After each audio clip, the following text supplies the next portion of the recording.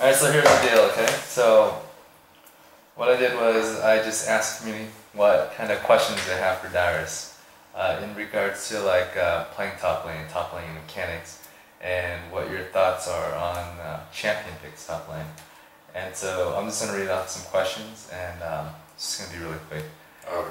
Okay, so the first question is, in your opinion, what are some viable top lane most people should know? Viable or OP? What do you think about that? Let's start off with just list the top 5 champions you think people should know. Should play top lane? Yeah, like starting with what you think is most OP. People top lane, they should definitely play Elise. Right now in the meta, Rise, and the reason why for Rise is because you can start with Mana Crystal and do 100 damage Q at level 1, which is kind of broken, and you can spam it every 3 seconds, and you also scale into late game, so you could die like 10 times in lane, but if you have farm, you still do a ton of damage, and if the game gets to late game, then you're like almost worth 2 people basically, if you build the correct items. After that, there's like the strong champions, or actually no, there's Jace, where he's very, very strong in competitive play, and you have to know how to play him very well to make him really OP. And then after that, there's heroes like Shen, who's very strong top lane. You can split push and just ult like anywhere on the map. And then lastly, one of the stronger top laners is probably... It's pretty hard, there's a lot of them. I guess in general, if we're talking about Bruiser, I would go for Renekton. If we're going for AP, I would go with like Kennen. Rumble kind of got nerfed. And Vlad's up there. So those are like my mindset of champions. Okay. Next question. How do you know when it's best to harass and be aggressive as opposed to being passive and just trying to farm? It's really nice when you know where their jungler starts, and you can kind of tell where their jungler starts seeing how the enemy goes into lane. And there's a lot of different things to consider on the map and calculate in your head. But one of the most basic things, 1 versus 1 wise, without the jungler or without the mid or without the rest of the map, every time they can go for a CS and you won't lose CS by trading with them, you want to hit them and go for trade damage. Also, it depends on your matchup, but generally the general idea is every time they go for a CS, you auto them. Every time you go for a CS, they auto you. And some people will give up CS to trade, and sometimes that'll be for the better, because in the long run, if you force them out of lane and you're still in lane, you're farming and they aren't, then it's worth the couple CS to miss. But if they have like Claw 5, you have to look at their items too. If they have like a red pot and you're trying to trade against red pot and you have like a rejuvenation bead and you're both like AD bruisers or range bruisers and you're gonna go all in, like then maybe you don't want to trade as much. You want to maybe trade like once or twice and then go back to CSing. Or if you have 4 pot, you just want to go all in. And after that, after the trading, then comes the junglers, where if your jungler starts on the opposite side of the map, you can play aggressive and have your jungler stand behind you and wait for the counter gank. If your jungler starts near you and you're giving him a leash, you may want to consider being careful at 3 minutes to 4 minutes when you're trading and pushing up. Because every time you trade, you push up the lane, and that's all a bunch of things to keep in mind. Mm-hmm. Okay, so a lot of times, what do you do when you know you've lost a lane, or you're playing a lane where you've been counterpicked?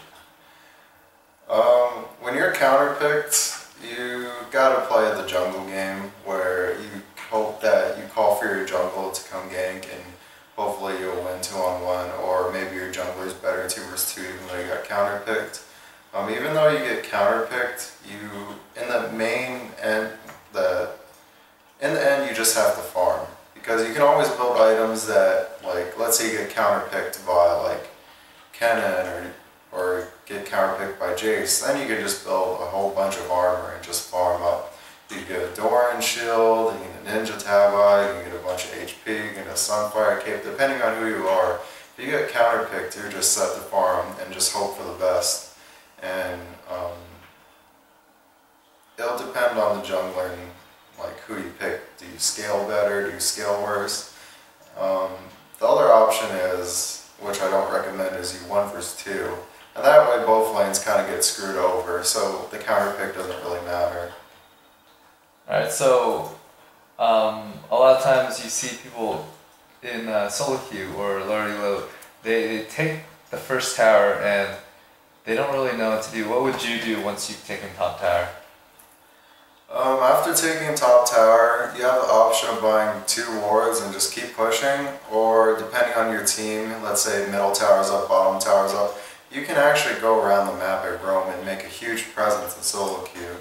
Well, not only solo queue, but just in the game in general, where there are times where you can roam middle, get a kill for your middle and snowball your mid lane, but there are also risks. If you go and roam the map and they farm back up after taking tower, or if you're not there to farm up the wave when it hits your tower, then it'll be bad. But generally, the safest thing to do is buy 2 wards, keep maybe 1 or 2 potions in your inventory. Ward, let's say you're on blue side, ward the Tri-Brush and the red buff. And the reason for this is, if you're winning your lane and you push the tower, that means you can take more control of the map.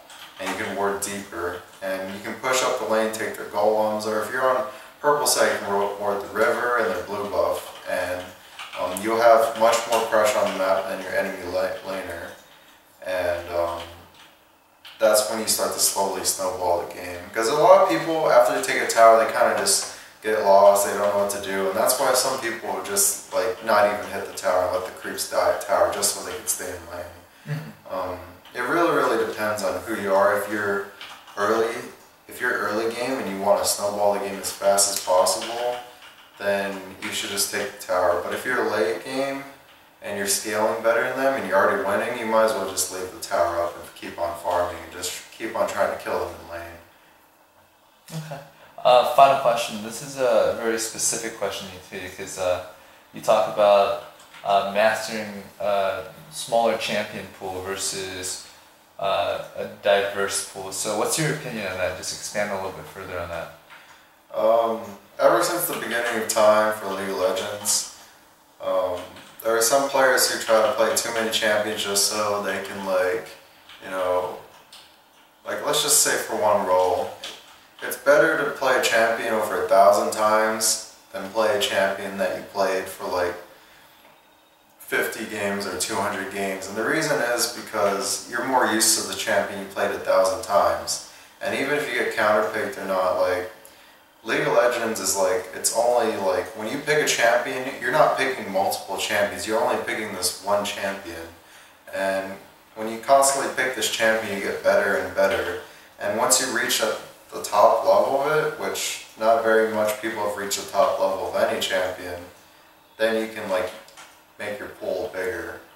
And the other reason why is because there's that saying where you fear the guy who practices the punch 1,000 times of one martial art rather than learn a bunch of other martial arts and practice the punch 100 times, something like that.